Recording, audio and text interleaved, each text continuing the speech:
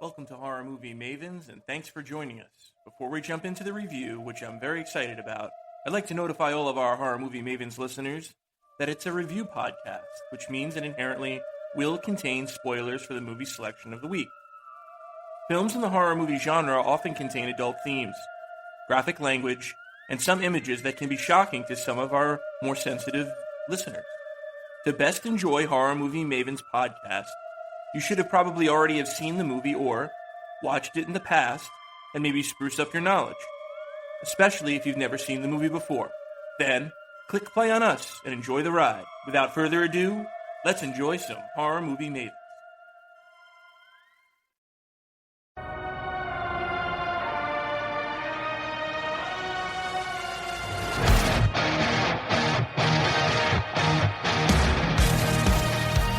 Hey everybody, and welcome to Horror Movie Mavens. I'm your host, the most bad luck Bill, here to guide you through our movie experience today. It's 2025's Vicious, episode number 26 of Horror Movie Mavens. It's a fan recommendation, and I don't know how I feel about this movie. We're going to figure it all out together. Helping me figure it all out is Tombstone Tom. Tom, what kind of figuring are you going to do today? Oh, we're going to do a lot of figuring out. This was a movie indeed. Yeah, very strange flick, and I'd love to hear all your thoughts on it, and I'm sure we're going to get that in a little bit more. Also, joining us is a man who needs no further introduction, Murderous Mike. Mike, how are you today? Doing well, and I agree. I just can't put my finger on this film. Just can't put my finger. Ooh, I see what you did. Yeah, that finger there. Yeah. Head, shoulders, knees, and toes.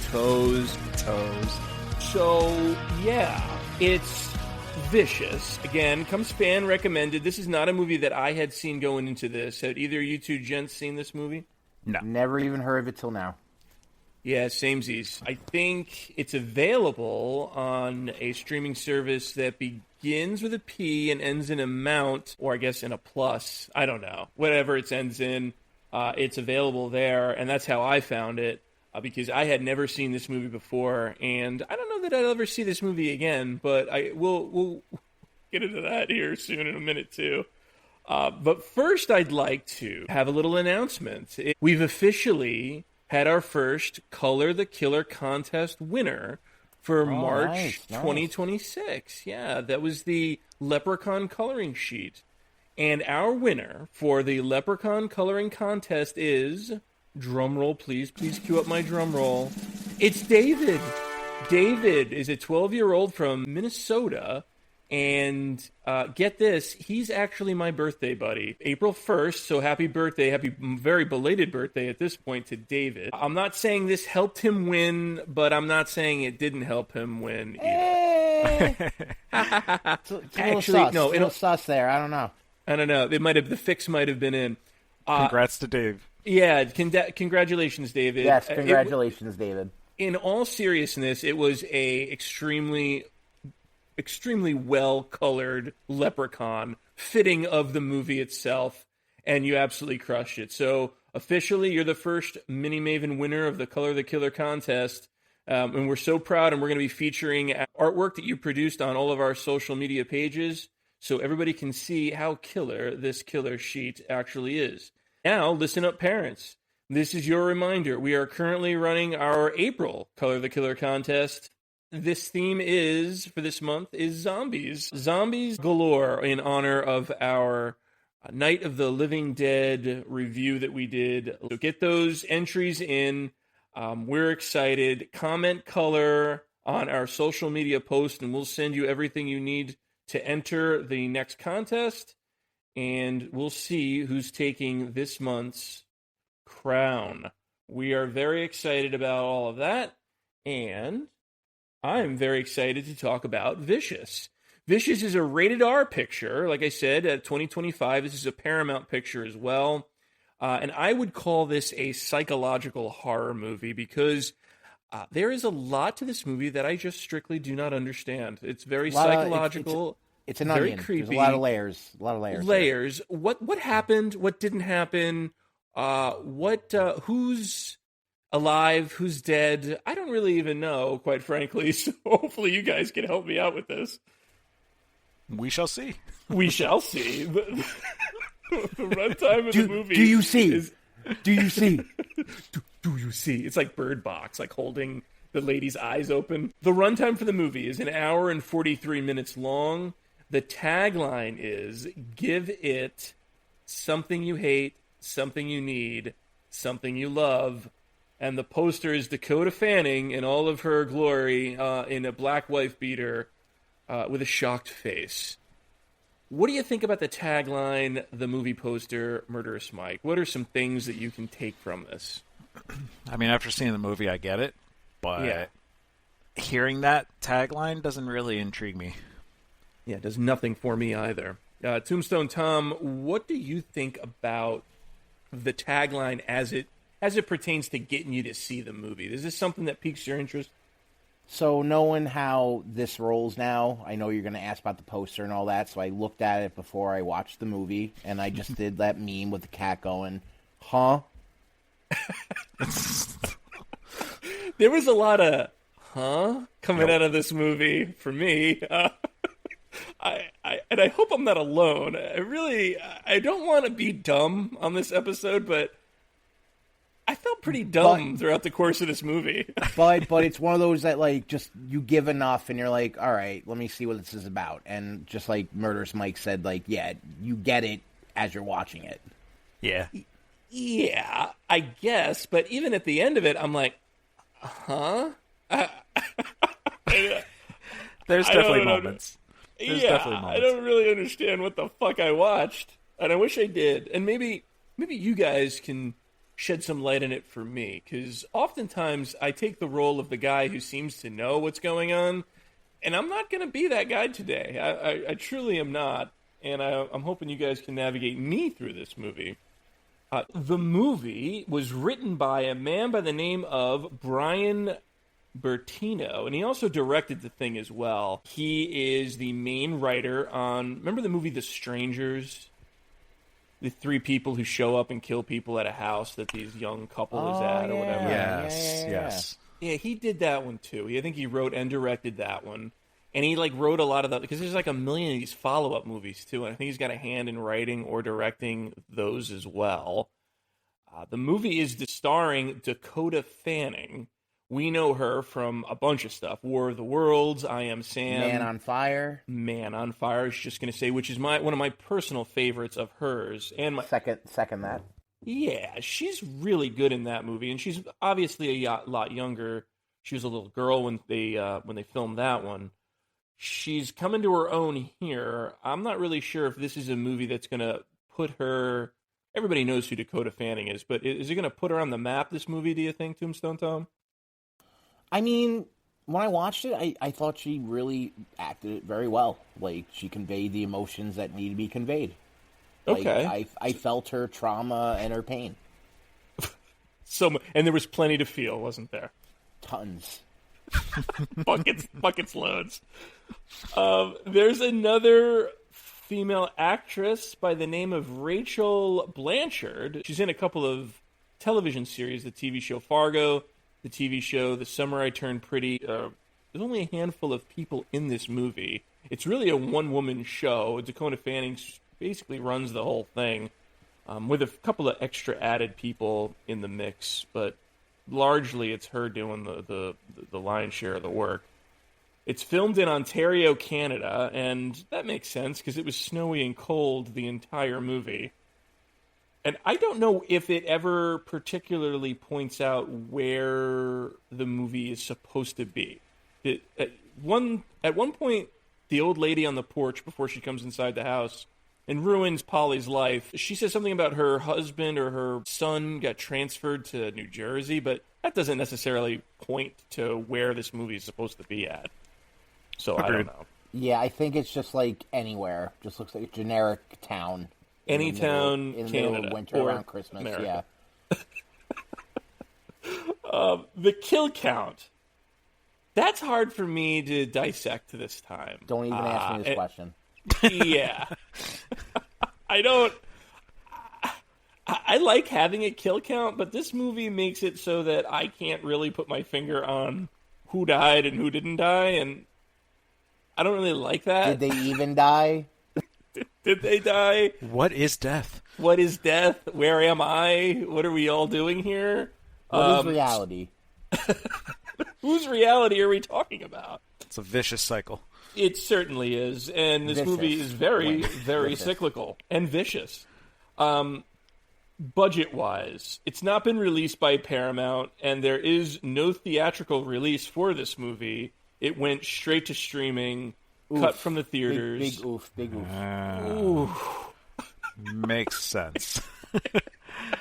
It's all coming together. So it was cut from theaters, and Paramount decided, and now this is what, to be fair, this is what movie companies are doing now, right? If they don't feel like this is going to be a success in the movie theater, they're going to turn around and they're going to put it on their streaming platform and say, available only on Paramount Plus or whatever, whatever I'm streamer really it buy is. Paramount Plus now. Yeah, exactly. Here's the problem with that, though. I feel like it gives the movie a negative connotation because they didn't have enough faith to put it in the fucking movie theater. 100%. That's 100%. my 2 cents. Really what it comes down to, all of my facts is I don't have many facts for this movie that I'm not sure that I have many facts on as we go through the play-by-play of it. How many streams did it get, Bill?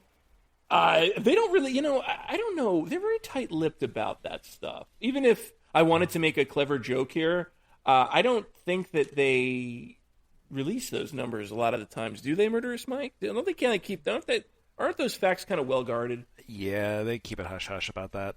Because they don't want you to know. Yeah, they set up like a marketing, vision of it. Yeah, but don't the platforms be like, this is what our currently top streaming thing is at the moment? They but they do don't say for numbers. Successful things. Yeah. So if we for never things heard that are of it, not that's successful, bad. they're not going to tell you this movie sucked. Right. Because then, according to them, they're IMDb undefeated. Rating, I don't know if you're going to get to that, Bill, but yeah. The what rating? The IMDb rating. Oh, yeah. I'm not going to get to that. Well, I will. Okay. I will get to that. It is shit. That's as much as I could do. Yes. Tom, what was the Internet Movie Database rating of the movie? It was a 4.9. Is that good? Is that out of 5? No, that's out of 10. Oh. Okay. So we're out of the box. Coming in hot. With that being said, those are all of our fun facts of the movie. The movie starts with a quote. The quote is, "I don't want to be me." So we're right off the bat, for real, right off for rip,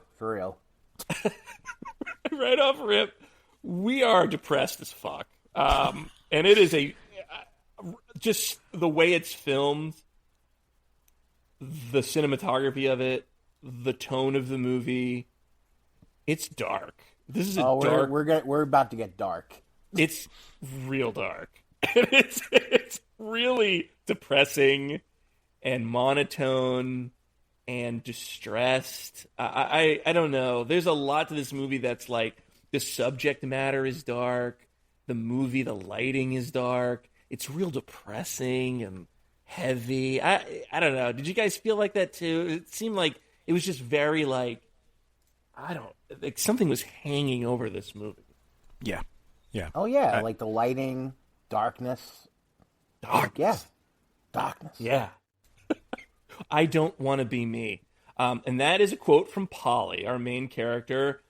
This is Dakota Fanning, and she does a little bit of a monologue, I guess sort of a confessional on what is going to be taking place here. At least that's the way that I took it. The opening title sequence is slow and methodical and sort of ominous with like the frames of the house or the rooms of the house that we're going to be mainly taking place in sort of spinning into frame, getting us into, I guess, a better idea of what the hell is going on, which is sort of like the movie itself. It's all kind of a metaphor for what the hell is going on in this movie. I I don't know. Right off the bat, what are some things that you took away from the opening monologue and the title sequence? Do you guys have anything that's like, are you intrigued at all? Are you my pumped initial to see thing it? was like, where are we going with this? Like, okay, it's dark, it's dreary. All right, where are we Right. heading? Yep. Where are we headed? Well, we've got a tattooed Polly isn't showing up for stuff, basically, is what my notes is. She hasn't been to pottery class. She has to be reminded to pick up a cake for her niece because her birthday's coming up soon. She dropped out of school. She's got kind of a dead-end job. She's sort of living a dreary kind of life. Like, the house kind of seems disheveled. It's a big house, but it turns out it's an apartment that she rents from her sister. I don't know. What's going on with Polly? She's got depression or what? What's happening with her? This is obviously signs of depression. I would think so. What's she so depressed about, I guess, is what the movie's about. Murderous Mike had, right off the bat, what do you think about Polly? Well, what's her fucking deal? What's her story? It's hard to pick up right from the start. Like, yeah, you could tell she's depressed about something, or like she's like showing signs of, like, I don't want to say laziness, but just lack of motivation. Yeah. And then with that opening monologue thing, it kind of throws you for a loop, and it's like, it was just, I don't know. It was like someone took like a deck of cards and instead of handing it to me, they just threw it on the floor. Right. It's like, yeah, like, sort of. What am I supposed to do with this? What am I supposed to do with? Yeah, what am I supposed to do with this? She's like, all of her plants are dead. Like, it's like one of these things where it's like, Exactly. Like, yeah, like she doesn't give a shit about anything. She's literally just going through the motions. Yeah, it would appear so. Good-looking girl, Dakota Fanning. We've known her when she was a younger actress, just a little girl. Do we find Dakota Fanning to be attractive with all the tattoos and whatnot? I mean, that's just a stereotypical, like, alt girl, I guess. Alt girl, yeah. Do you like the alt girl look, Tombstone Tom? I mean, sure, yeah. Okay, that's a ringing endorsement. Speaking, sure. Listen, whatever. it's weird. Like, I've watched this girl in Man on Fire. I'm not gonna say anything, like, further than that. That's all.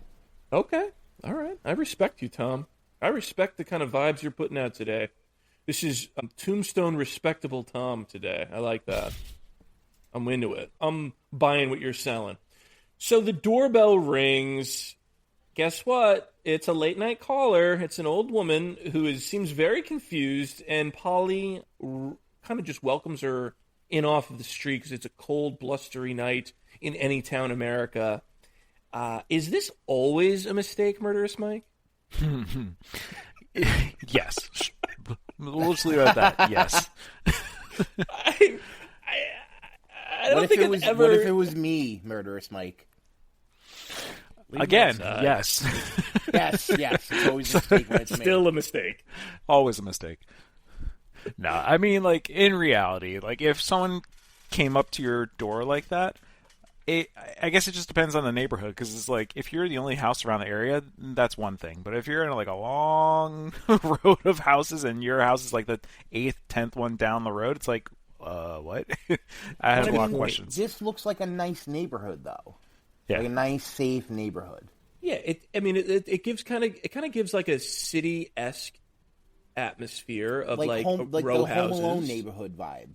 Yeah, I could see that. How did she select the house? I don't know. Maybe her house is the only one with the lights on, potentially. I'm not really sure. Possibly. If a confused old woman knocks on your door, wouldn't you just call the police? Like, this woman needs some help, so we need a welfare check at my house because there's an old woman who doesn't know her name and can't figure out where she lives and doesn't appear to know what the hell is going on. Mm-hmm. Like, what can you do as a single white female living in some sort of a suburban type area? What the hell can you do for this lady other than get her off the street, I suppose? I mean, that's the answer. That is my opinion, isn't it? And then it's the shortest movie on earth. Call the cops. Call the call. End credits. End credits. And the movie ended. Well, there you have it, everyone. So, no, instead, we're going to have to unfold this movie a little bit, right? So she comes in off the street. She's holding a case in her hand with a couple of missing fingers with like a bloody bandage wrapped around it.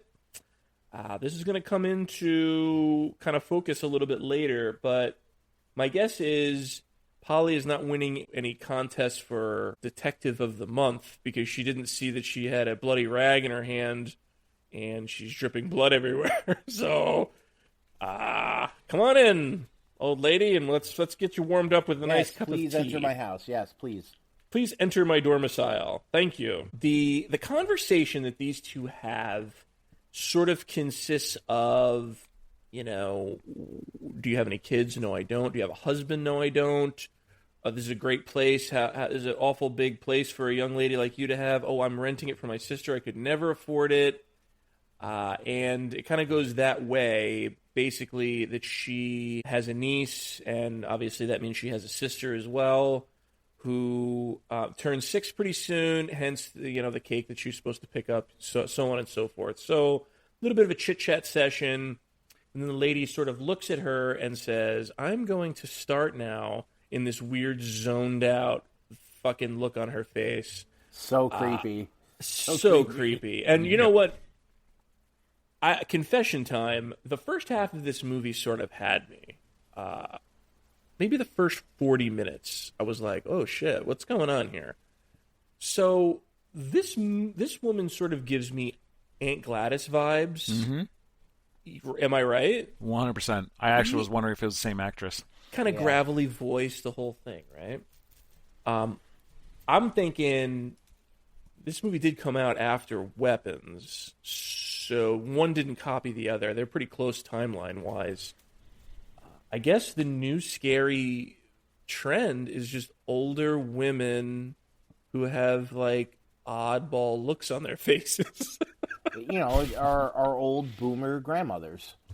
It kind of feels that way, right? I guess slashers are out, and older women who are confused initially, and then turns out they have a sinister plot in their back pocket is the new in. They're the new Michael Myers. Yeah, the sinister plot was writing us out of their wills. It's a parachute with nothing attached. So okay, she sets up a box on the table as they're like enjoying the fire and the whole thing. I'm going to start now. And in the box is nothing except an hourglass. And she sets the hourglass on the table, and the sand is running. There's going to be a theme. Time is running out throughout this entire movie. This will be for you now, is what she says. And she also lets her know, you're going to die tonight. Huh? That's my first huh of the day. Huh? If this happens to you, Tom, you invited a woman off the street, and you're going to make sure that she may be a little senile, maybe she needs to get to the appropriate authorities, maybe back to the rest home, whatever, and she says any of this shit to you, what are you doing? Oh, I would immediately dial not 911, it's not an emergency, but the non-emergency police number, and be like, please send help. Please help me. Help me. Help. The door would be kicked open with her body. Yeah, I would definitely use her head as a battering ram out the fucking door. But she's an old lady. Yeah, I know. I understand. Which is that's their in, right? That's Aunt Gladys is in. That's this fucking chick's in. This is the unsuspecting villain of the movie, I guess, right? And is she really the villain? Are you calling her a demon? Are you calling her a demon? I am, I guess. If that's what you're accusing me of, I am. I don't know what the hell she is, quite frankly. I know the box is no good, as we're coming to find out. I know she's no good. No good. What's in the box? What's in the box? It's nothing but an hourglass, apparently. And only what you put in it. So I guess the box is essentially like a curse that's to be passed off, is my first thought. What did you think of the box? What is the box, Murderous Mike? I'm not even sure after watching the movie. That's not good, is it? No, I mean, like, I agree with you. I looked at it as like it's like It Follows. You know, like it's kind of like that that vibe. Movie too. By the way, it's It so Follows. good. Well, that's Yeah. one of my favorites, but we could talk about it another time. Yeah, it's so good. Let's not talk about this movie. Let's just talk about It Follows. Right. Change of plans, everybody. All right. We're gonna go to It Follows now. But that was the vibe I got initially when I saw this scene. Yeah. But it's just the way that this was like set up. It was just like it basically made me, you know, be like, you know, like how, you know, the situation was in the film where it's like, wait, I have so many questions, and it's like, no, don't. I'm sure you do. It's like, well, let's go through this. Too bad for all your questions, because we're not going to answer any of those. Yeah.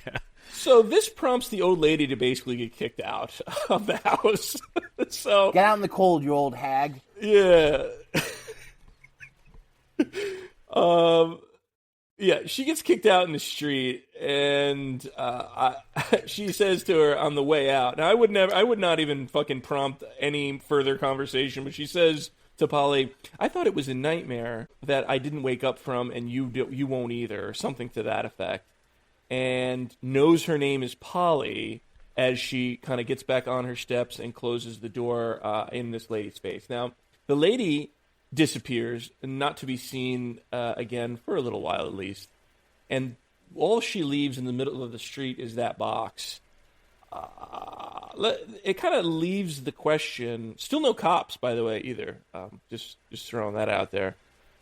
Even after all of these kind of like veiled threats and weird cryptic language. It might be Canada then. The cops Blame haven't showed up yet. Canada. It might be because they're so overly nice. Is that what you're saying? Yeah, probably. Yeah. They're so nice they won't even call the cops when they need to. The box, left in the middle of the street. It sort of begs the question in my mind, if she left that fucking box out there, what's going to happen? Nothing, right? Just leave it there. I guess the box appears inside. Just leave it. It appears inside later, but yeah, I would not bring that shit in. I guess, you know what? She really didn't. The box did just appear inside again. So regardless. Yeah. I wouldn't have brought the box inside. Throw it in a frozen lake. Throw it like Creepshow. Throw it off of a large cliff and see if it'll sink. Just comes right back. It just comes right, exactly. So no cops. She doesn't call the cops. She instead calls her mom. Okay. And recaps everything that just happened to her in her Fancy Dan apartment. The dialogue comes off as natural and normal. The mom asks, was it a bomb? And, you know, I kind of felt that, like, a giggle moment, like, was it a bomb? Isn't that what a mom would ask, right? No, Mom. Why the fuck would it be a bomb? Yeah, like, legit. Yeah. I did the same thing, man. It does seem like something a mom would say, though, right? Like, well, was it a bomb? Well, how the fuck do I know? I'm not dead, so... I'm talking to you. Well, obviously, it wasn't a bomb. I do Exactly. like her like comments she made through the film on this. It's like, I do too, especially like in the second conversation where she's like, "Am I in the closet?" Yeah, because she exactly. like was freaked out. I thought that was a good one too. Yep. So apparently, there's a big job interview tomorrow for Polly. She's going to try and turn her life around. The mom wants to make sure that she's prepped. She got her clothes all ready to go, and she's ready to rock with this job interview that I guess the sister had set up, which is like a sore subject with Polly. Not wanting any help, I guess, as she's like spiraling out of control. I guess she doesn't want any help with that. Is that the mom that she's talking to at this point? I think at that point, yes. Okay, good. I felt the same way. I want to take. I'm gonna continuously do a temperature check on what exactly you guys think is going on here. Initially, I agreed, but then towards the end, I was like, we don't really know what happens realistically throughout the whole entire film. The timeline of events of this movie seems clouded at best. It doesn't seem like any of it's reality. After she's checking on, like, after she's doing the clothes thing, all bets are off. Yeah, agreed. I guess that's right around when the box enters the house too, though, right? So, okay, I'm jumping too far ahead. It's selfie time. After a quick shower, we're going to put on some 60s rock and pray for me, my baby. all the whole rest of the movie. If you don't like that music, then you ain't gonna like this movie very much. She's gonna do her own version of the fashion show. That really brought me back to like my youth. Yeah, okay. I actually kind of like the song personally, but it starts to wear on you after a while, doesn't it? Yep. I think that's probably the point. That's the point, absolutely. So we're going to do a fashion show. A lot of, like, trying on this, trying on that, trying on the other thing, and sending some pictures to Mom. And while we're texting Mom, we get some movement in the mirror. Now, did you guys catch the movement in the mirror? It was pretty obvious. Mm-hmm. Oh, of course. Hell yeah. Okay, cool. And a super-duper freaky face kind of appears in the back of Polly's head and whispers, Polly, and scares the absolute shit out of her. Is that a scary moment for you? It was a startling moment. Yeah. It definitely, like, the thing that I would say that this movie has done a good job with is the sounds and the angles that they, induce that slight on edge feeling. It runs its course through the film, but in the beginning it worked very well in my opinion. I'll tell you, I didn't really find it to be like, it wasn't a jump scare per se, because they phoned it in. They showed you what was going to happen, so they kind of let you know something was going to happen. But like, it was like, what, we know this thing is behind her. We see the face, like, what's going to happen? And for it to just be Polly, it did kind of give me a little creepo vibe going on, and I thought it was effective. I will admit, I was messing around with my volume when I was watching the beginning of the film, because I wasn't sure if I should have like louder or quieter, because there's some films where like if you increase the volume you get more like immersed in the film. And I had it up probably like 5 levels too high, and then when she said her name, I shit myself. So you jumped so freaking loud. I want to interject real quick. Like, I'm watching the movie on my laptop, so like I'm not getting half the sounds. But I remember watching movies, like, in the actual movie theater, and the bass and the sound. Oh, like, yeah. Bah! Like, that's what scares you. And that can jolt you. Yeah, absolutely. Yeah. So Murderous Mike basically jump scared himself with this scene with the Polly. It's kind of funny to me. So she freaks out. She goes downstairs. She grabs a cigarette, lights one for the nation, and the phone rings, which I guess is another jump scare. Now, am I right to understand that she put on that 60s tune and it's also the ringtone for the rest of the movie? It's the ringtone for the mom, it's the ringtone for the dad, it's the ringtone for the niece. I guess she really likes this song? You're making me pause because I remember hearing the iPhone. I think it's the ringtone for her family. It's just a universal ringtone. But she also puts it on the stereo?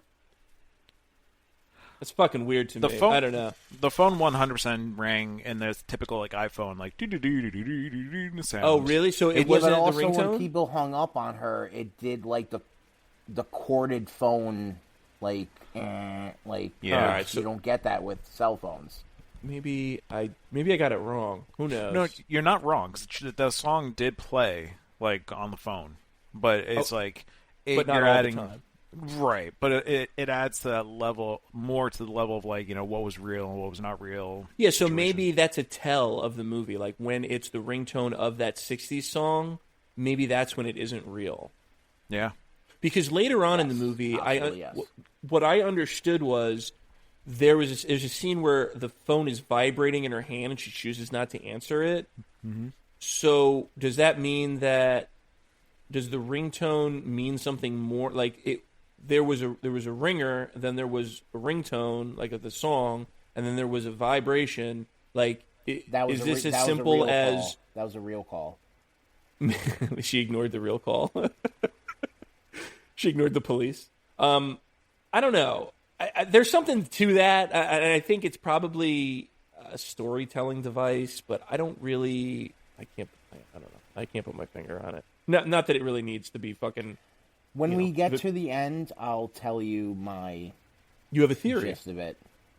Okay, I like that. So yeah, the jump scare with the ring down on the cell phone. It's Mom on the cell. While she keeps her on the cell while she like searches the house, and we get the funny line with "Am I in the closet?" which is kind of funny to me. She tells the mom as she gets downstairs that the box has now appeared at the table in the living room. Is the old lady inside? Did she bring it in? I don't know. Possibly, I guess. She searched high and low all around the house. She didn't find anything except the box in the middle of the room. Opens the box, takes the hourglass out, and no sand falls. And that's right around when we understand that this is fake mom that we're talking to on the cell phone. Basically, she says that the sand hasn't fallen yet because you haven't started. What hasn't she started? I guess playing the game, right? Playing this whole give me something that you love. Play the game.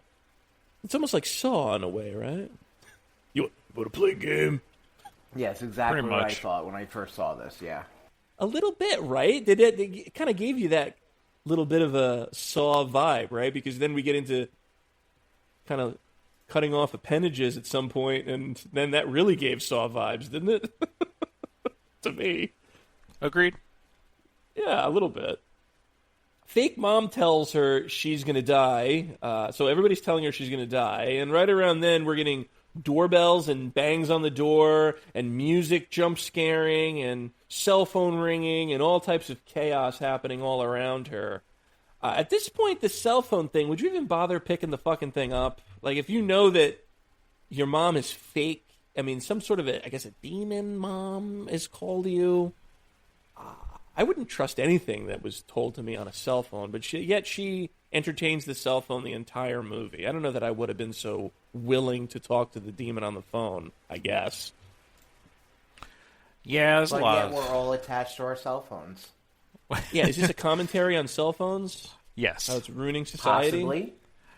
Yep, that's Possibly, right? Demon Mom breaks down how much of a loser Polly is, essentially, and tells her the rules of the box game. So, here we go. Rules of the 3 things gotta go inside. These are the rules. What's in the box? What's in the box? What's going in the box? Something that you hate, something that you need, and something that you love. 1, 2, 3. And don't lie, because we're going to know if you do. Is any of this intriguing to you? Yes. What? Expand. Yeah, what intrigues you about this? Yeah, no, like, all right, now we're getting to the psychology of this character. So let's see what those 3 things are. Okay. Murderous Mike, does this intrigue you? That we have rules now. We have to play by these rules. Not... It didn't... Up front, no. It did not. Once we started getting into the meat and potatoes of things, I started getting a little more intrigued on like what it really was. But the mechanics of everything just didn't really make sense to me either. And I feel like that was intended, especially how the movie progresses. But like, right, a lot of it was just making me kind of be like, okay, so this happens, which means this happens? Question mark. Exactly. Huh? The movie. She goes to the box, and part of my problem, like you said, the mechanics of it, it doesn't make any sense. But the other piece to it is just a box, right? So, like, why would I be afraid of anything that's really happening? I guess we're going to snowball into why I should be afraid, but it is just a box. So she examines the box. It's an inanimate object, right? She opens it up. It's kind of worn-looking wooden box. It's got an hourglass inside of it. I guess that's cool. It's empty outside of the hourglass that she sets out on the table. I guess she decides she's going to start chain smoking. That's what you do when you're stressed. You want to start smoking cigarettes like there's no tomorrow. Hitting those Marlboro Reds or whatever. Those cowboy killers, whatever fake generic company they made up for this movie. I've known chain smokers in my life. If you're struggling financially and you fancy yourself a smoker, I don't know any chain smoker that doesn't smoke them down to the nub, especially how expensive they are, right? So, like, Polly's putting out cigarettes half smoked, like she's going out of style. I find that completely unrealistic, but that's just my 2 cents. I agree. Yeah, right? She totally. tries... What's that, Tom? I said yes, totally. Totally. Okay. She puts the cigarettes inside the box as something that you hate, and nothing happens. And that's when the hourglass starts to run. So I guess now she's in the mix. She started the game, and she has answered incorrectly. That's when she starts to choke. It's a very long scene of choking. A long, long choking scene. And she chokes out a key. It looks like kind of like a skeleton key. Did I miss what the key is in reference to? No. Well, yes and no. What the fuck is the key? I mean, bro, when it first started, I was like at first I was like, oh shit. So if you put the wrong item in the box, then you're gonna choke to death and die. Right. I thought that she was gonna have to really think about it while she's fucking dying, and then put something in a box, and that's what saves her. That's where I thought we were going. I was kind of feeling that way too. Like there was a time hack to this where there was pressure on her. Right. So I had to really make her show what she hated, but it didn't go that way. And then a freaking key came out of her mouth. I was like, "What?" I'm gonna be honest. I thought it was the cancer in her lungs, regurgitating out. But was that even stated? That I can understand I was the case, but that was there was no one saying anything about cancer in her lungs or there's nothing something you hate. All right, I hate that I use cigarettes, so the box would heal you. Oh, but it would come with a price. All right, what's something you love, and then obviously it would take it away. Here's my thing, just on a surface level, very very surface level. What was the key for? Was it her dad's closet or that? Yes, it was. Yeah, it was for the chest or whatever, I think. It was for the chest. So it's a clue to her to get the cross later on. Okay. All right. So it's bad that I got to ask that question. I didn't catch on to that. So the cell phone doesn't work. So she's got it's dead, right? So she's going to go and she's going to look for help. She's going to go across the street to a neighbor's house who does not appear to know her. The lady answers in spicy. The lady answers the door. Oh, I thought it was a delivery. Come on in. She explains that, Polly explains she needs to use her phone. She refuses to hang up for a long period of time and continues on her own phone conversation. When she does hang up, the cops call immediately when she hangs up. And she says, oh, yeah, see something, say something, of course. And then she has this short conversation with the police that Polly is not privileged to. Great service. Yeah. Who the hell, what the hell is going on here? Why would she even think that those were the actual cops? Because she never called them, right? So I don't know how the cops would know to call the neighbor that they didn't know that she went to the house to across the street. All of that doesn't make any sense. Then... this whole movie, it wanders off into the cornfield. But before it wanders off into the cornfield, when did you know that something was up? Just based on the conversation with the police that we didn't know we were supposed to have? That and when the butcher knife goes down on the cutting board. Well, obviously before then, Tom. When did you know something was off? Yeah, she's here. Yeah, that whole phone call was off. Didn't make any sense. Why would you not get off the phone with your husband when you have a stranger in your house? Yeah, 100%. Yeah, absolutely. As Tom basically alluded to, she puts a butcher knife down, blade up, by the way, on her counter and proceeds to dive face first on it. And stabbing herself in the neck and the face multiple times, just smashing her head down. My actual reaction to that was, oh! Yeah. Dude, this one fucked me up because I was like, oh my fucking God. I didn't see that happening. It was kind of like the Joker pencil trick in a way. Oh, yeah. That was exactly how it looked. I was expecting her to attack Dakota Fanning. I did too. Attack herself. Agreed. Did this shock you? And if it did, Murderous Mike, how much did it shock you? I mean, it didn't. Since my speakers were at a good level, it didn't scare me as much. But I'm telling you, it made that first scene so much worse than it should have been. You need speakers for it, Murderous Mike. It's just the seeing it. But yeah, no, this made me be like seeing the situation and then her saying like everything she was saying made me be like, oh, okay, so this is you're in like a purgatory like kind of state where it's like you can't get out of this hell until you complete your tasks. Yeah, this is not going to be able to just be escaped by any conventional means. You're going to have to pass whatever test this is. Don't go for help again is the message after one last stab to the face. And on her skin, the neighbor's skin is carved, "Don't you dare." Moment of silence for the lady, maybe? Moment of silence for the neighbor? F in the chat. Maybe With F in the chat. with an asterisk next to it. Me? Huh? So, yeah. Huh? I thought that was a fucking shock, dude. I'm not going to lie. But right after the stabbing is where this movie wanders off into the corn maze and never comes back. It had me.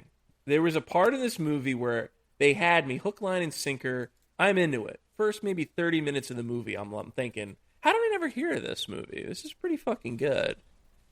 And then the rest of the movie happened, and I went, oh, I see.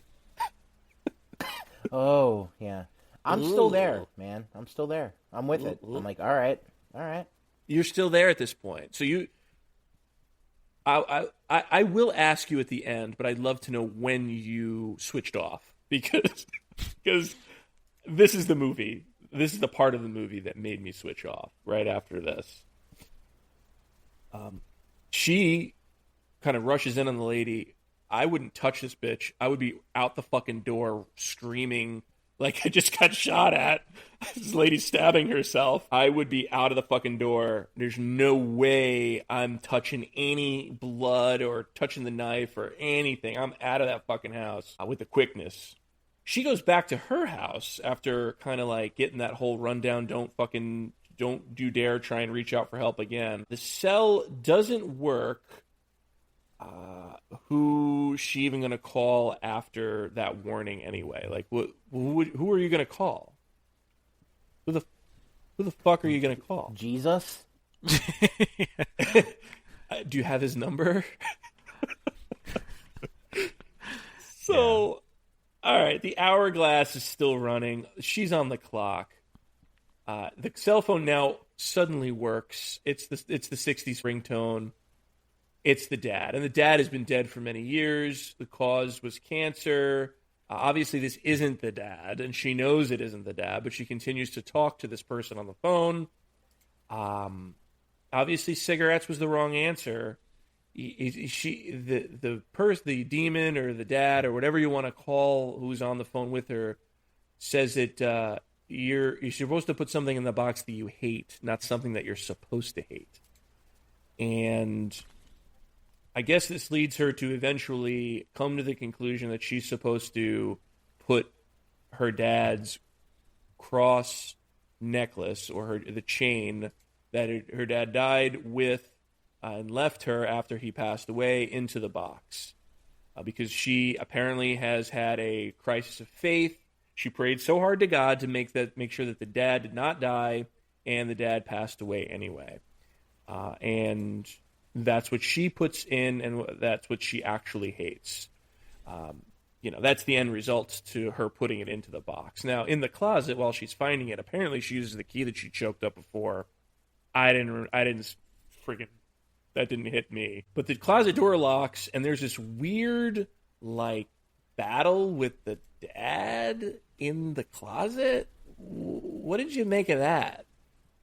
Yeah, zombie dad coming out of nowhere. Yeah, that was kind of weird. I mean, it's a crowded closet, and those are always kind of scary with the clothes all in alignment. She's kind of like jumping through to see what the fucking scenario is. And again, the guy jumps out and scares her. Was that scary, Mike? Did we care? No. I didn't care. I didn't really care either. Yeah, and I didn't care for this part either, but let's go back to, the cross thing. Like, yeah, go ahead. That's pretty bad. That's pretty big. Like, yeah, that crisis of faith is a real thing. Like, Certainly is. Someone you love died, you pray, and they die. Like, damn. Like, what the hell? Yeah, I'm totally with you. And it's one of those mysteries of life, or mysteries of faith, too. Like, how could something so horrible happen to us? And, you can wind up challenging everything you've ever believed in since you were a little wee one. And it's hard to explain. So you can lose your faith in those moments for sure. And that's what she decides she's going to put in the box. And it disappears, right? She puts the cross in the box, something that she hates. She opens it up. It disappears. It worked. So next up is something you need. I didn't realize this needed to be in order, too, by the way. So she can't just jump to the next thing, something that she hates, I guess. Something she loves? Hates, needs, loves. Loves at the end. Right? See, now, for me, I just would have taken the whole wad of money that I have in my bedstand right now and put that in there. Oh, shit. Okay. Because that's what you need. No, I'm just saying, money. Yeah, money. Money, money, money. It's the root of all evil anyway. Who doesn't need money? Except you, Murderous Mike. Wow. Wow. All we need is catching oxygen. strays over there. We need oxygen. That's what we need. That's what I'm putting in the box. A whole I lot just of breathe nothing. into the box. A whole lot of oxygen. A whole lot of hot air like this movie. At this stage, are we into this? Is this a good movie so far, Tom? Are you in? Are you sold? I'm in. I'm in. Mike? Meh. Yeah. Little tepid still? Yeah.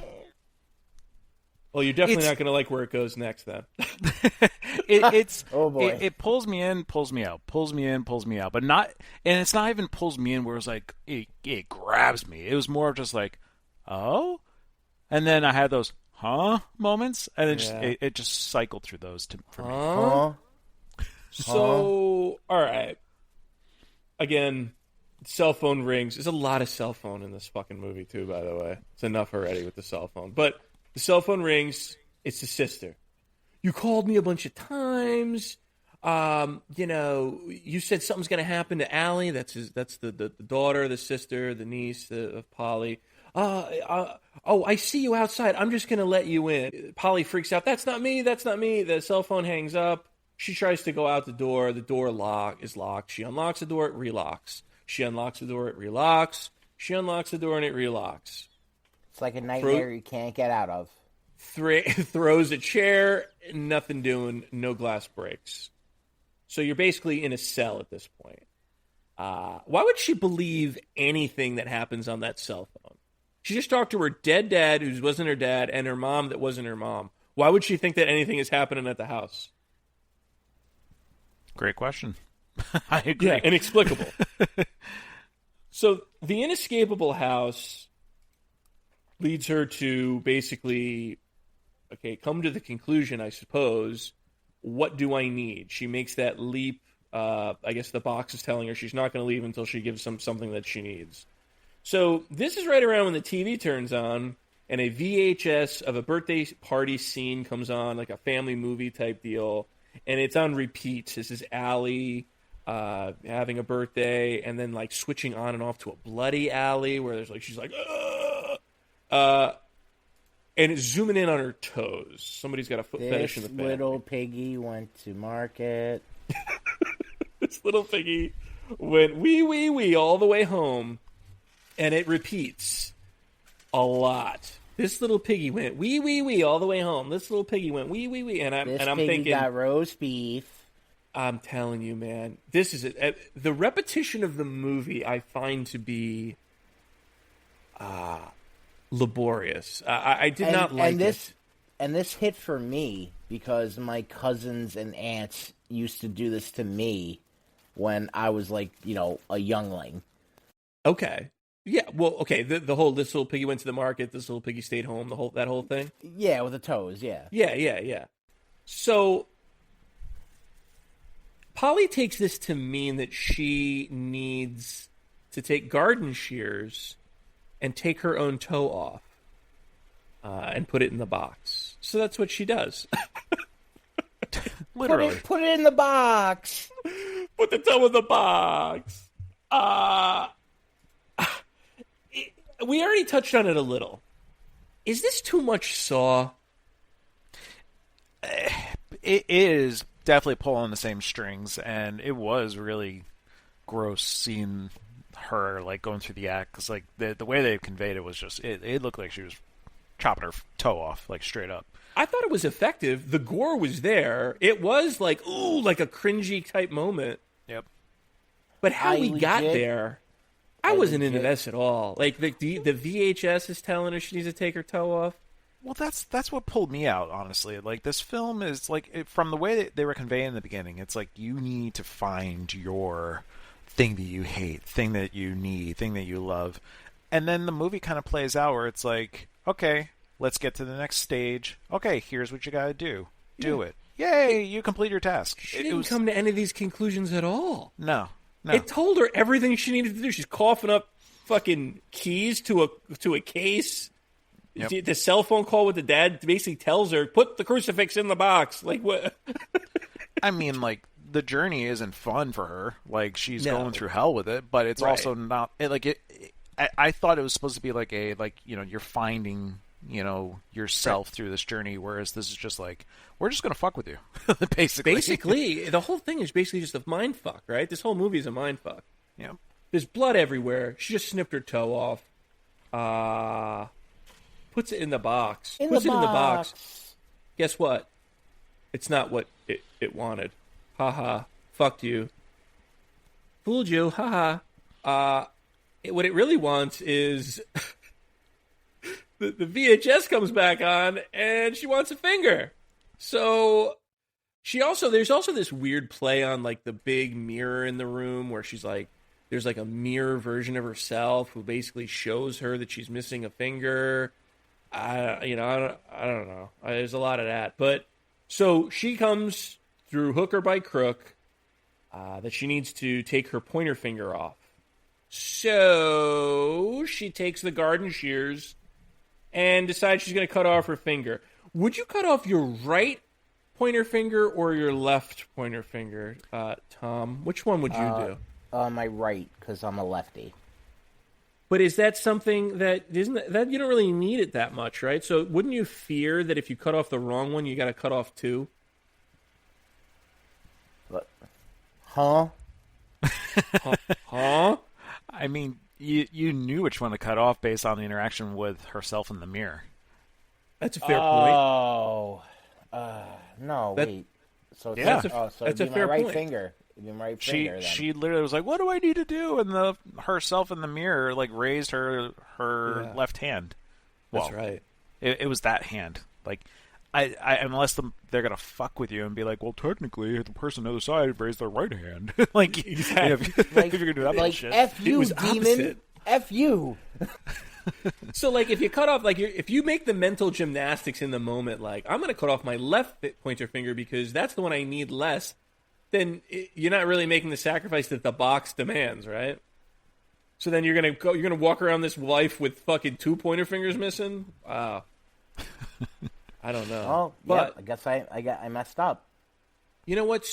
I gotta be honest with you. So far, I'm really pleased that you guys picked up more of this movie than I did because I'm learning stuff. Just wait. I can't wait. There's more. She drops the digit into the box, and it accepts the payment. So, payment accepted. So she's down to 9 fingers and 9 toes. Not declined. Not declined. You go on to the next level. The door unlocks. It accepts the payment of the finger. Yay! So now we're gonna go to the sister's house, right? The music is blaring as she's going into the house of the sister. It's like a Christmas Carol type song, as I recall. She goes upstairs, like they call her upstairs. We're in here. So she like runs upstairs. Everybody's in bed. The lights are all off. So that was kind of creepy. Everybody's dead. Everybody's in their beds dead. The sister, the brother-in-law, Allie, the daughter, they're all dead. Or like zombified or something. And in this moment I went, huh? What? Huh? Why did they die? Did they die? I guess they died. We're going to go with they're dead. So, moment of silence? Maybe. 3 times 3, moment of, silence? So she gets a call. A cell call. Because this whole fucking movie takes place on a cell phone. And, it's little dead Allie who's on the phone. Now, we just saw her. We're downstairs, so I guess the demon is on the phone. And she decides what Polly decides that she's going to do. She's going to snip off a little bit of hair from the dead body of Allie and put it in the box because that's something that she loved. Are you buying any of this shit? Are you intrigued yet? So did a fingernail. She said, I think, in the phone call, I think she says, you'll have to take my eyes or something like that. What are our thoughts on any of this? Are you still completely involved, Tom? You're still in it? Yeah, I'm still in it. Really? Wow. Yes. That's the most shocking moment of the whole fucking movie. So, how do you explain what the fuck is happening here? I don't know. She's got to do what she's got to do to get through this box game. So, all right. We got to do what we got to do. So, we did what we had to do. I guess it accepts the payment. All right. And then we get a weird scene where the demon girl of Allie, the dead girl, is now chasing her around the house, at least in the bedroom. Was it? What is that all about? Is this a false death? Like, I don't. What do you think, Tom? At this stage now, when you know what the overarching, what happens at the end, so don't judge it in that frame, in that lens. Judge it as what's happening in the moment. What is happening? Tell me what's happening. Repeat the question. I'm sorry. I said that. I don't. You know what? I'm not going to. I'm going to take that as. I'm going to take that as an answer. All right. So this demon Allie stabs her, and she wakes up. Polly wakes up on like a table, and she didn't die. So there's a false death involved with that. Doesn't this mean it's all done though? She gave 3 things that she hated, needed, and loved. Isn't this done now for her, right, Mike? Isn't this done? It should be, yes. Sure. Why not? I mean, we've played by the rules, right? So, is this over? I don't know. I guess it's not over. So Polly wakes up. Yes. I would have assumed so, but clearly we're not there. This is going to lead Polly to obviously wake up and run around the neighborhood looking to pawn off the box on just about anyone who's an unsuspecting victim. Does this make Polly the villain of the movie? No, the box is the villain. Oh, the box, sorry. Okay. So the human being that's just been tortured by the box is now looking to pawn off the box on somebody else. And that's not a villain move.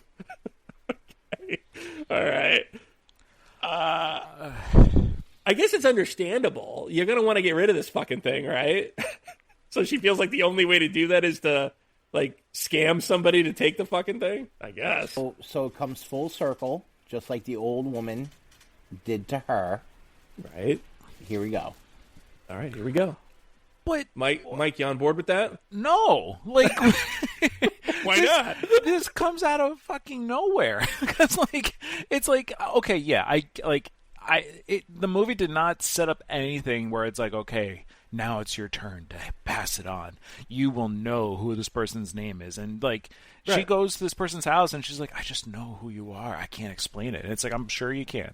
Like, yeah, because no one can explain it because it doesn't make any sense. And it's not like I need to be spoon-fed anything. Like, I prefer having the story, like, make me have to figure things out. But it was just a little too, like... I don't know. I'll get to my final thoughts at the end. Yeah. Let's get to the end. Okay, so yeah, I'm with you, dude. All they had to do was have a cell phone call and say, "Go down the street and make a left," and that's the next person who's gonna get the box. None of that happened. She just goes door to door and basically gets a buyer. So a girl answers who's home from Christmas break or some shit, some such nonsense, and lets her in. And then basically Polly has a mental fucking breakdown.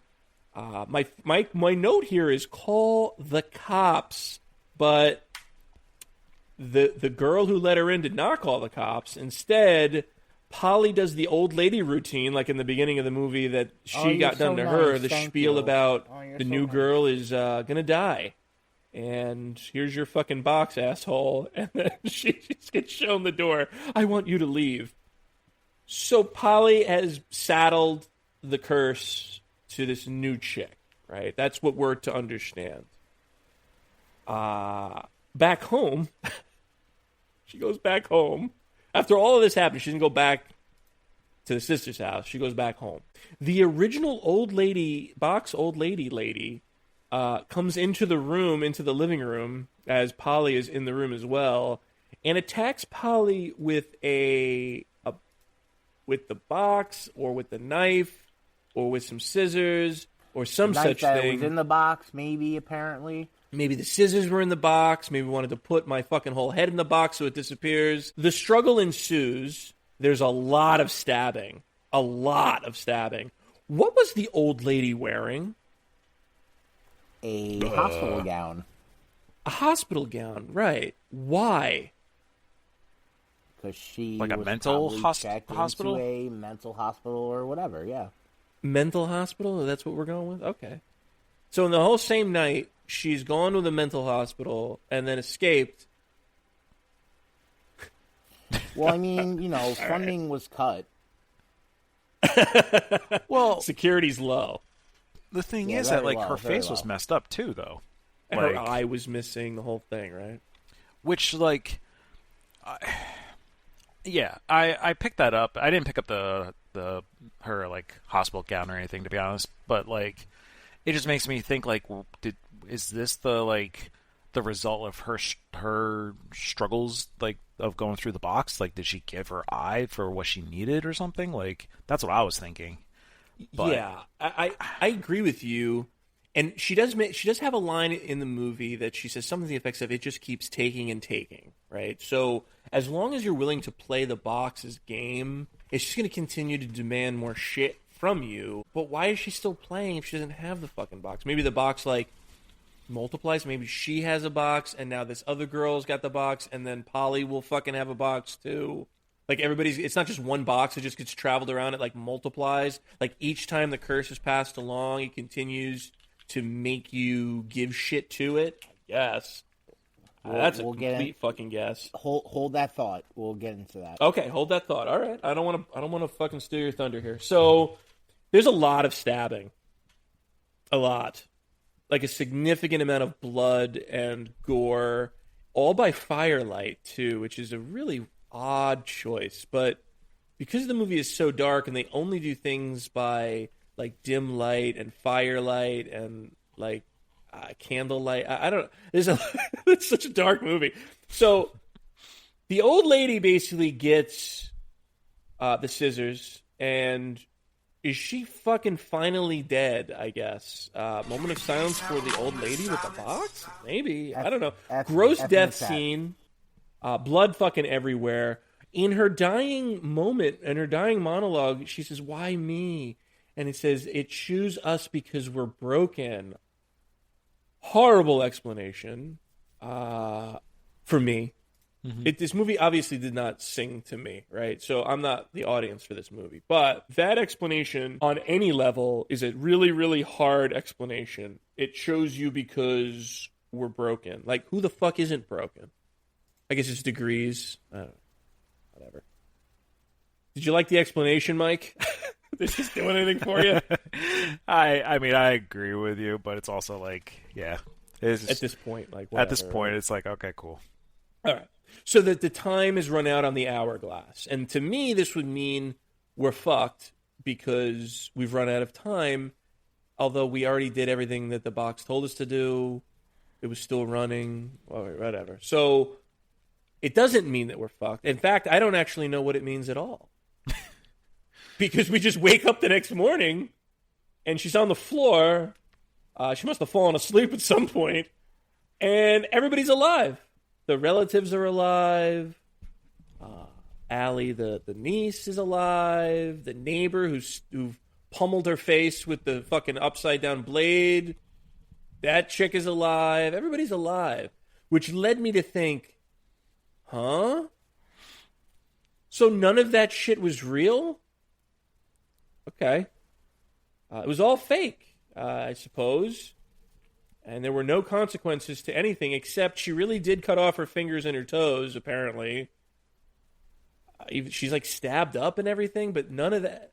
Like, she's okay enough to go and visit the niece at the end, even though she's, like, bleeding out of multiple places on her body. I wondered, me personally, if her finger and toe would come back, but you can see that from her hands, she clearly doesn't have a finger.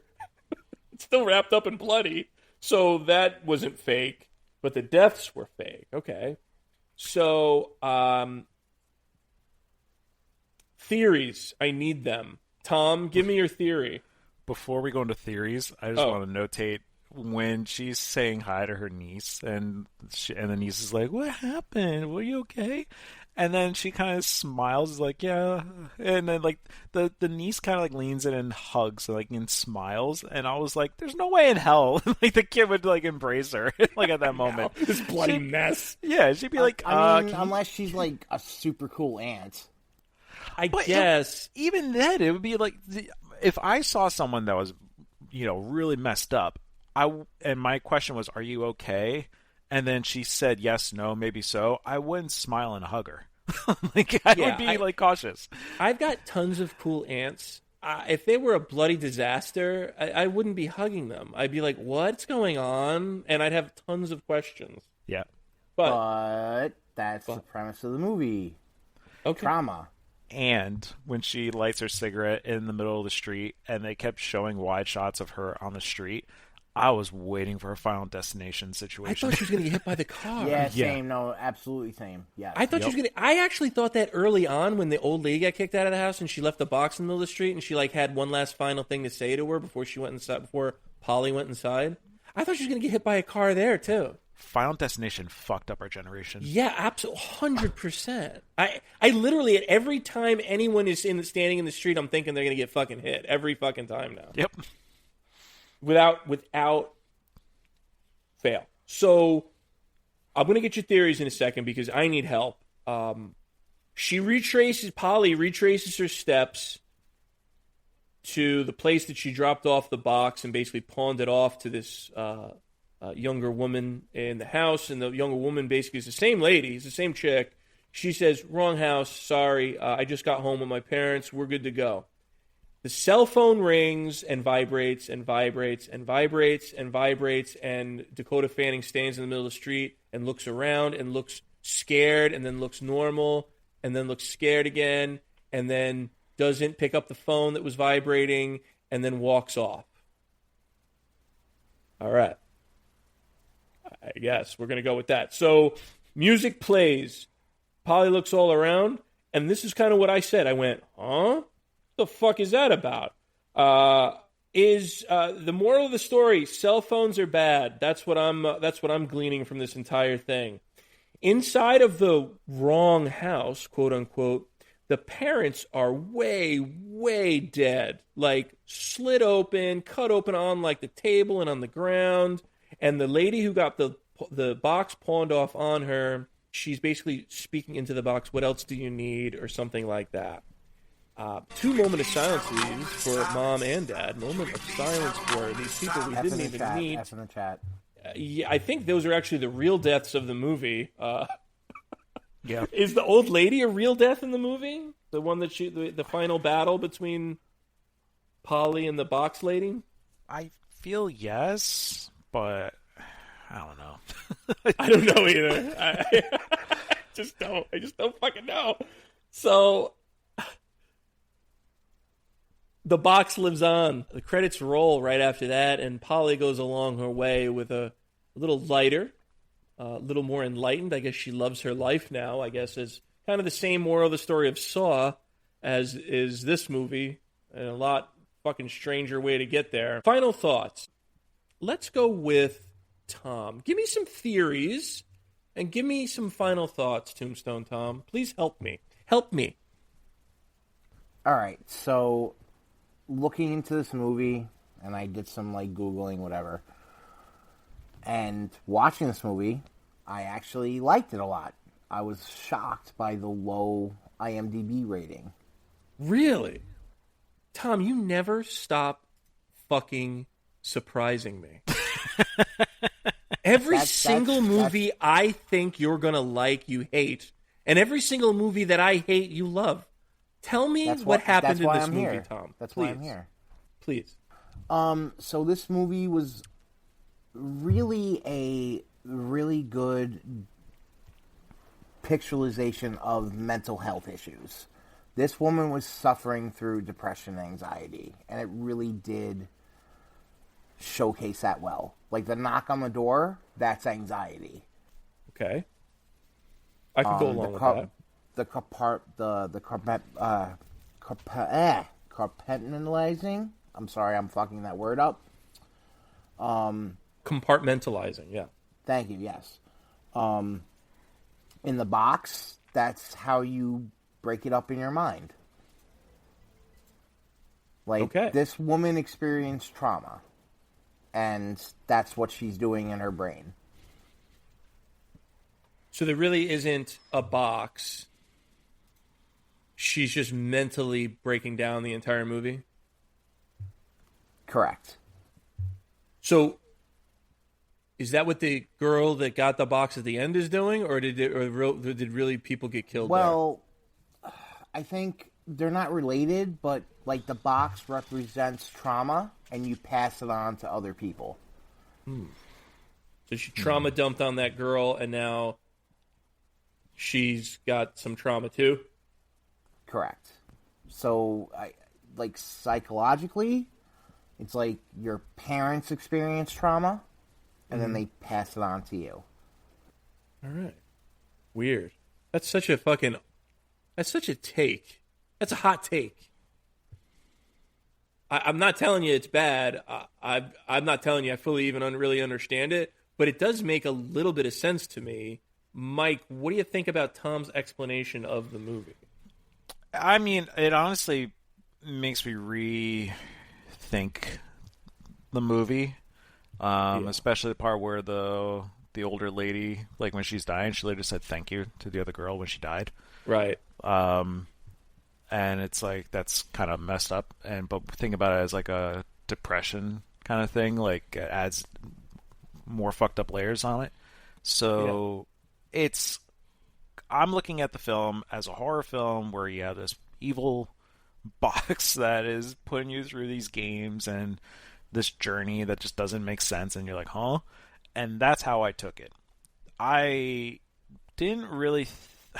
to be completely honest, I forgot the depression side of things from the beginning because of how the movie handled the rest of the journey.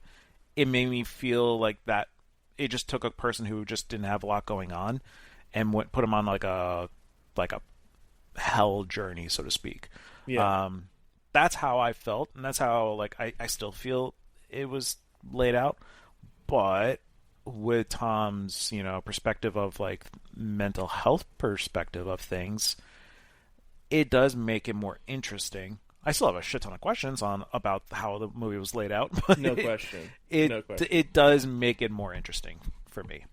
My final thought is, if you make a movie that requires you to do research on the movie, did you make a good movie?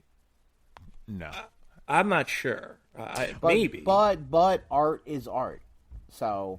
No, there's no question. And this is I like Tom's take. I like Tom's take better than what I fucking had, quite frankly. Agreed. is this? I don't like. I have a hard time with movies, especially horror movies. I have a hard time with you telling me, like, is it symbolic or is it like lazy? Like, I don't know. Like, there's a fucking fine line to a lot of this shit. I mean, it was very symbolic, but that was the point. It's a movie. It's a movie telling you how someone's going through shit in their own brain. Yeah, I can only follow that for so long, though, man. There's a lot of things that go on in this movie that I'm like, there's no fucking way that this is all in her fucking head. So, like, she's running around like, why did the fucking neighbor stab herself to death then? She could have just imagined that. Like, we don't know. Like, she, like, it's crazy, but it's true. I don't know about this. Like, if someone actually goes through, like, a delirium or whatever, like, yes, they can literally imagine that it actually happened. Right. So the way that I look at films, and this is not like a blank perspective on it, but like I saw an interview with the creators of South Park, which is, I know this is going to sound really weird saying this, but hear me out. They were showing like an audience, a class or whatever it was at NYU, I think, where they were talking about how you make a story for whether it's an episode of a TV show, a movie, or whatever. And the things that a lot of writers do that almost always fall short is this happened and this happened, so now this happens, and this happens and this happens, so then this happens, and it's like you see the steps ahead of you. It's a formula, yeah. It's a formula. What should happen between each beat is that you've gone from this. You need to have like therefore or a but situation happen. And then it starts building layers to the story that makes it unpredictable for you, for the journey. And I felt this movie was very 1 + 1 = 2 kind of situation. Again, your perspective on the depression side of things does add more, therefore, structure to it. But that is not how I really saw it. It's messy as fuck too, and yeah. I just feel like at some point, if you're expecting the audience to go on this journey with you and invest, an hour and a half, 2 hours of their time with you, with your characters, and you cannot structure a story that makes a bit of sense from the middle to the end, where things are not what they seem, and then it's almost like nonsensical. And I understand that grief is a vicious cycle and that people go through a lot of trauma in their lives and that this is a way of explaining what people are going through. I don't understand how that interacts with other people. I don't understand how the box then goes to somebody else, and are they really killing people? Is that how they're grieving? I don't know. What I do know is this movie is convoluted and tries to come off as artistic, and I think it misses the mark. I mean, in my opinion. It's weird like that, but I think it's just like, I'm not gonna pass it on to a random person, but but like parents can pass it on to their kids. I think maybe that's what they're trying to get. Maybe, but I get where you're coming from. All right. Well, listen, this is some of the more. For a movie that gets as low of a rating on Internet Movie Database, which I don't exactly hold as the gold standard, because a lot of movies that's probably why it got such a low rating. I don't think a lot of people got it. Yeah, well, but again, I don't hold that as a gold standard. I don't. Internet Movie Database is all over the fucking place, but regardless, those were our final thoughts. This is the most in-depth final thought I think we've ever had, based on the fact that we needed to... Very deep. Sorry to be so low, guys. I apologize. This movie started off pretty fucking dark, and our review, final thoughts, are pretty fucking dark, too. But honestly... We gotta give the ratings. We do. And honestly, the final thoughts were so in-depth because the movie didn't make a whole lot of sense, so the final thoughts needed to be this in-depth. So, there you have it. Let's go pumpkin ratings. I will do mine first because we did final thoughts in reverse. My pumpkin rating is this. This was a sad, confused, and bad movie. And it gets 1 pumpkin from me. Murderous Mike, what do you got? I am thinking 2. But after hearing Tom... my score is 2. But with Tom's, comments and such... I could argue a 2.5, but my goal is, or my score is a 2. A middle of the road score. I like that. I like that Tom influenced your score based on his ideas about or what research he did for figuring out what the end of the movie is or what the movie actually symbolizes. That's pretty fucking neat. Tombstone Tom, let me guess. 5 out of 5 pumpkins. No, I'll give it a 3. A 3. Okay, that's respectable though. That's respectable. No, So this is a really good movie if you actually like you said, do the research and find layers. It's like, oh wow, okay, this movie really makes sense. Do the research, Bill. Get with it. Don't watch the movie. Read a book. Get with it. Get on Reddit. If you don't go on Reddit, then you're not doing it right. You didn't Reddit. So that's a bow on 2025's Vicious. Your new assignment, guess what, everybody? It's Marathon May. And what does that mean? It means that all month long of the month of May, we'll be doing the Conjuring movies. Every single one of them, we're going to do them throughout the month of May, and I'm pumped about it. Marathon May, Mike. What do you think about that? That's a lot of M's. Marathon May, Mike. Marvelous. Magnificent. So, the first, obviously, being the original Conjuring. 2013's The Conjuring. The original, where it started.